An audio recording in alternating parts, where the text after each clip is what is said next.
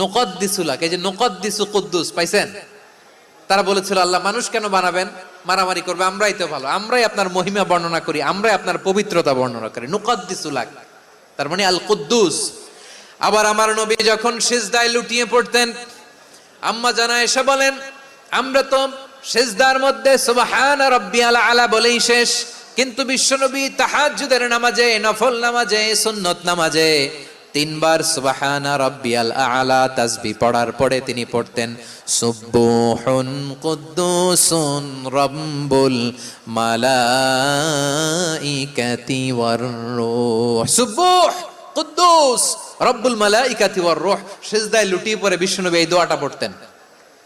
নফল নামাজে, সুন্নাত নামাজে কিংবা তাহাজ্জুদের নামাজে সুবহান রাব্বিয়াল আলার পরে কি পড়তেন? সুবহুন। আওয়াজ করে বলেন সুবহুন কুদ্দুসুন রব্বুল